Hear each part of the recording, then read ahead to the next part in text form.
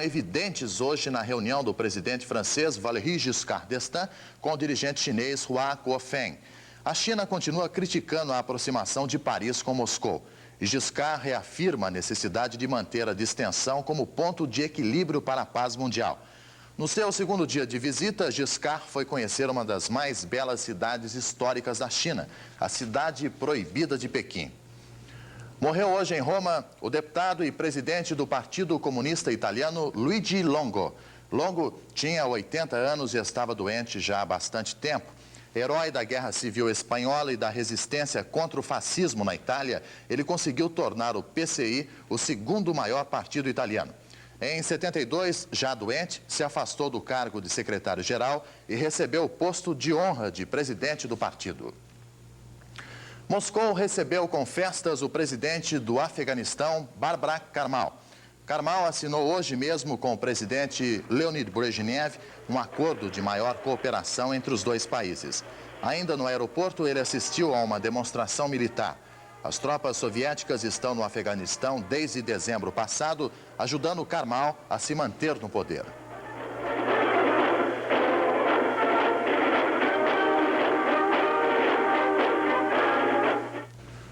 Um morto e mais de 10 feridos na violência da polícia contra manifestantes em Soweto, na África do Sul. 3.000 manifestantes negros deste bairro histórico de Pretória, capital da África do Sul, protestavam contra a concessão de um título honorífico ao ministro das Relações Raciais, Piet Kornoff. Usando cães, bombas de gás e balas de borracha, a polícia caiu sobre os manifestantes. 11 deles foram presos.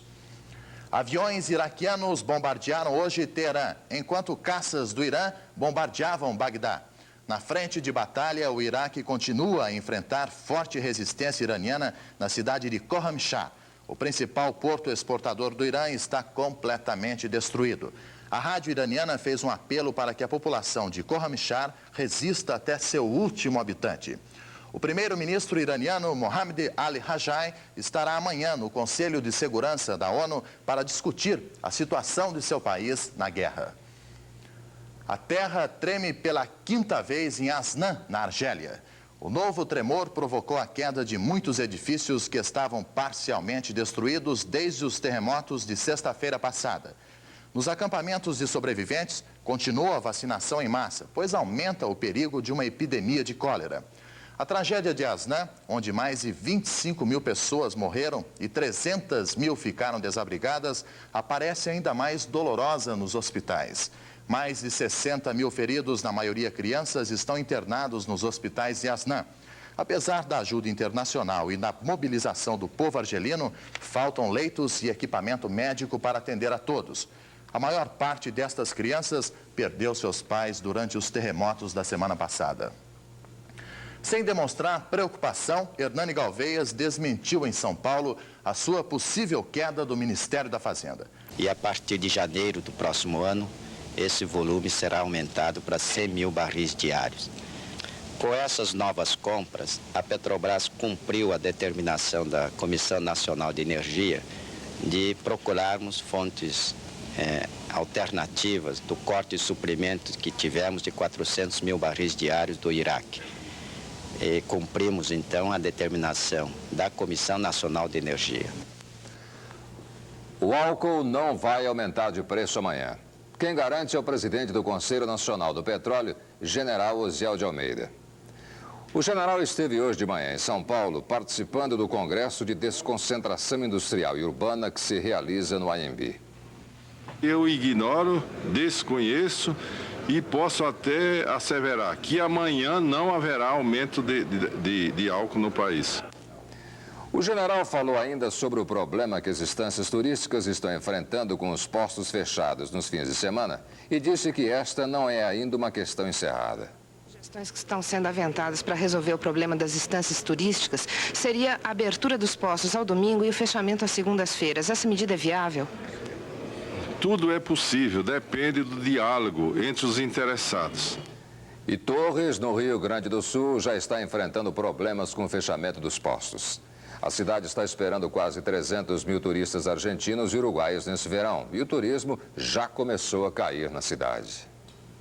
Este fim de semana, já se sentiu muito a falta de 60% do movimento que durante o período de inverno tem tido o município e principalmente a cidade de Torres. Se houver um posicionamento razoável, sensato, deverá ser aberto. O ministro da Fazenda, Hernani Galveias, participou hoje em São Paulo da entrega de prêmios aos membros do Clube dos Exportadores de $1 milhão. E lá, o ministro foi cercado pelos jornalistas. Uma das perguntas foi sobre a economia do país, que estaria num beco sem saída depois do chamado milagre brasileiro. Não diria que a economia nacional não está saneada. Nós temos problemas. Temos um problema de desequilíbrio inflacionário, temos um problema de desequilíbrio no balanço de pagamentos, temos um problema de desequilíbrio na estrutura da equação energética. Mas todos os países estão vivendo hoje com esses problemas de desequilíbrio. Os jornalistas quiseram saber ainda da possível saída de Hernani Galveias do Ministério da Fazenda.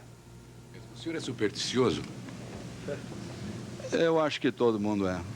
Porque o seu predecessor, que do Ministério da Fazenda, esteve aqui num almoço também com o clube de exportadores de $1 milhão. E depois ele deixou o Ministério. E no momento fala-se muito que o senhor estaria saindo do Ministério. É verdade? Não, eu também não sou tão supersticioso assim, né? Aqui, como o senhor justifica, então, esses rumores que são cada vez mais intensos, não só em Brasília, como no Rio de Janeiro e São Paulo? Eu acho que nós temos que nos divertir com alguma coisa. Isso faz parte do jogo. Senhor ministro, sobre aquela viagem que os jornais noticiaram muito, que o senhor fez de Nova York para Brasília, o presidente João Figueiredo chegou a ter alguma conversa com o senhor a respeito daquilo que foi amplamente noticiado pelos jornais? Isso é um problema de menor importância. Não vale nem a pena mencionar isso numa entrevista séria, com tanta gente importante, tantos órgãos de divulgação da importância do que estão aqui representados. Já morreu. O ministro da Fazenda, como técnico de futebol, está prestigiado. O problema do ministro é o desgaste fora do governo, no caso Vale, e agora o desgaste dentro do governo, no caso Varig. O desvio do avião de rota fixa para Brasília, mais que excesso de mordomia, revela escassez de bom senso. O episódio é um pequeno rato do ponto de vista físico, mas é um grande rinoceronte do ponto de vista político. E o administrador da coisa pública deve atentar para a dimensão política de certas decisões ou de certas atitudes aparentemente simples. O caso do avião, a exemplo do caso Vale, um cadáver ainda insepulto, desgasta a credibilidade da opinião pública na autoridade moral do governo e até na competência técnica da administração econômica. A inflação, que o diga, acima de 100% em qualquer parte do mundo, a inflação deixa de refletir o desequilíbrio físico da economia e passa a traduzir a crise de confiança da sociedade na competência da autoridade. É um problema muito mais político do que econômico. É a inflação da incerteza, da insegurança, da impunidade. A inflação do salve-se quem puder. Chegou ao Rio hoje a Força Tarefa 138 da Marinha Norte-Americana. Integrada por 2 destroyers, uma fragata lança-mísseis e um submarino de propulsão nuclear, a Força Tarefa Americana vai participar da 11ª Operação UNITAS, juntamente com navios brasileiros. Durante a operação vão ser realizadas várias manobras táticas em ampla área do Atlântico.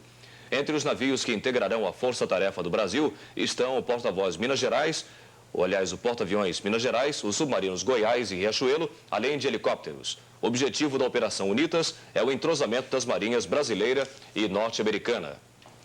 E as feministas voltaram às ruas do Rio para protestar contra a violência de que se dizem vítimas. A manifestação foi na Cinelândia e tinha os mais diversos tipos de apelo contra a violência, desde máscaras sugestivas a faixas e cartazes com palavras de ordem. Na verdade, os homens foram maioria no ato público. Não que estivessem participando, mas ali foram atraídos pelos slogans gritados pelas mulheres. Os maridos machões foram duramente criticados durante todo o ato, que terminou com uma representação teatral feita pelas manifestantes. Nenhum aumento das escolas a partir do próximo ano. Esta foi a principal proposta aprovada pelo 32º Congresso da UNE, que se encerra hoje em Piracicaba. A reunião final ainda não terminou. Os estudantes estão decidindo agora se vão ou não boicotar o pagamento das anuidades do ano que vem, caso o governo não aceite a sugestão aprovada hoje pelos delegados do Congresso. Pela manhã, os estudantes aprovaram uma outra proposta sugerindo que o governo dê subsídios às escolas particulares reconhecidamente deficitárias. Descobertos os poluentes da Lagoa da Pampulha, em Belo Horizonte, a lagoa serve a 100 mil moradores dos bairros vizinhos e estava desativada desde segunda-feira. Podemos hoje já definir que há dois componentes. A presença de pesticidas agrícolas foram identificados PHC, aldrin e metilparatium. Porém, esses três componentes estão em teores que não causam mal à população. Isso, já temos assessoria de pessoal especializado que nos garante isto. Agora, o outro componente, que é a parte de algas, também estão presentes na lagoa e também pode estar contribuindo para esse mau cheiro. Dificilmente num lago urbano deixa de encontrar pesticida e herbicida. O problema maior não é se tem ou se não tem, é que concentrações foram encontradas. Essas é o problema. Se as concentrações forem inferiores àquelas concentrações normalmente preconizadas pelos órgãos de saúde, são concentrações perfeitamente compatíveis e podem utilizar sem maiores riscos. A Federação dos Trabalhadores na Agricultura de Pernambuco divulgou o documento relatando os incidentes ocorridos durante a greve dos canavieiros. O documento trata também do episódio que determinou a expulsão do país do padre Vitor Miracapilo. Neste dossiê, os canavieiros acham também que a expulsão do padre Vitor do país não se deve apenas ao fato dele não ter celebrado uma missa no dia 7 de setembro. O padre Vitor se sabe que ele tinha um trabalho no campo com os trabalhadores. E os trabalhadores, realmente, o padre Vitor era bem conceituado pelos trabalhadores e que nós vimos que essa atuação dele lá no campo incomodou a muita gente e pode ter sido um dos motivos maior também da expulsão do padre Vitor. A igreja protesta, acusa o governo de insensível e injusto e se sente agredida pela expulsão do padre Vitor Miracapilo do país. Hoje, em Belo Horizonte, reunidos na Assembleia Regional Leste 2 da CNBB, 28 bispos de Minas e Espírito Santo lançaram uma nota de protesto e falaram do decreto de expulsão. Que o governo é insensível aos apelos da igreja. E isto, para nós, é um gesto de desconfiança, um gesto desanimador de diálogo, é um gesto bastante agressivo, na minha maneira de ver. Afinal de contas, o padre foi vítima de quê? De empresários de Pernambuco. E isso, pelo que eu estou vendo, teve uma repercussão nacional indevida e o protesto da igreja não teve a repercussão suficiente. Foi deixado de lado e não foi levado a sério. O padre Vitor Miracapilo foi expulso porque se negou a celebrar uma missa oficial pela passagem do dia 7 de setembro em Santana de Ribeirão, em Pernambuco. O decreto de sua expulsão foi assinado ontem pelo presidente da República com base no novo Estatuto dos Estrangeiros. Como o senhor vê a lei do estrangeiro? Pessimamente. É num outro ponto em que o governo não atendeu às solicitações da CNBB. Mais um fato. E que a CNBB ponderou várias coisas ao governo e não foi atendida. E a CNBB não estava pedindo alguma coisa em causa própria, estava pedindo alguma coisa em favor do Brasil. A emenda constitucional que restabelece eleições diretas para governador em 1982 e acaba com a figura caricata dos senadores biônicos deverá ser votada entre 9 e 11 de novembro. Hoje no Congresso, como que havia um esforço para engolir o caroço da vergonha da véspera, com a derrota das prerrogativas. E governo e oposição apostavam uma corrida para a aprovação no menor prazo da emenda regeneradora que restabelece eleições diretas para governadores em 82 e varre o cisco dos biônicos. Pelos cálculos do líder Nelson Marquesan, dia 21, a emenda deve ser aprovada na comissão mista. E entre 9, 10 e 11 de novembro, consagradoramente no plenário. Parece, portanto, que está tudo tranquilo e que estamos com eleições diretas garantidas em 82. Mas ainda um rescaldo da crise das prerrogativas a ser dissecado. Por exemplo, o deputado Célio Borja é dado como praticamente com um pé no PMDB. No entretanto, o deputado desmente. Diz que não pretende sair do PDS e só sairá expulso. Ele acha importante permanecer no partido, num grupo pequeno, mas muito atuante. E lamenta que o seu partido, o PDS, não tenha cumprido as promessas que inseriu no seu programa.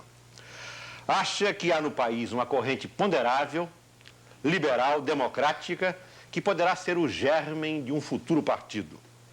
E condena a marcha lenta e gradual da abertura, achando que ela só tinha sentido na travessia do AI-5 para a abertura. Agora, sem AI-5, deve ser acelerada a marcha, até mesmo para evitar que uma minoria radical se organize.